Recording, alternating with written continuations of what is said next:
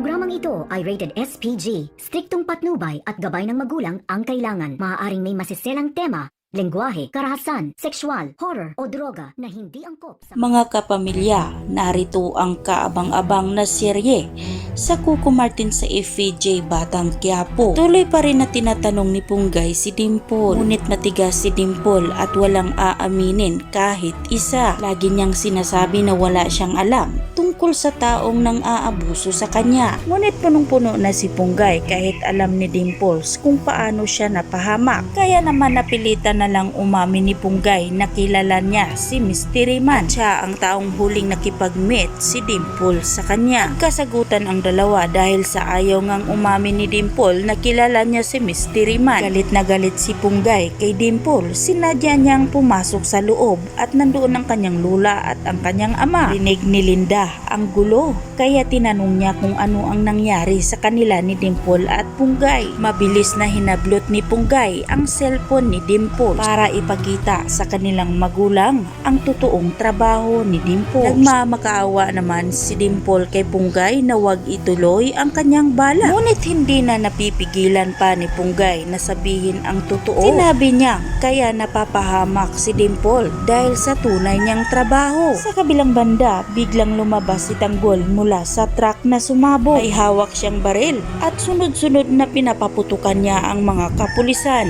Walang takot na nakipagbakbakan si Tanggol kahit napapalibutan siya sa mga kalaban. Kahit buwis buhay pa man ang itaya niya, mailigtas lang niya ang kanyang lolo Julio. Habang nakipagbakbakan si Tanggol sa mga kapulisan, hindi na nag-aksaya pa ng oras si Ramon. Agad niyang pinuntahan ang sasakyan kung saan ikinulong si Don Julio. Habang si Tanggol ay patuloy pa rin ang pakipagbakbakan sa kalaban. Nakipagsabayan na rin si Punggay para protektahan si Don Julio. Walang kaalam-alam ang mga kapulisan na napagplanuhan na nila ni Tanggol at Ramon ang pagtakas kay Don Julio. Sa gitna ng putukan, nakuha pang tumawa ni Don Julio at Franco dahil alam nila na maililigtas na sila ni Tanggol. Yan ang ating pakatutukan at aabangan mga kaibigan dito lang sa FVJ Batang Quiapo.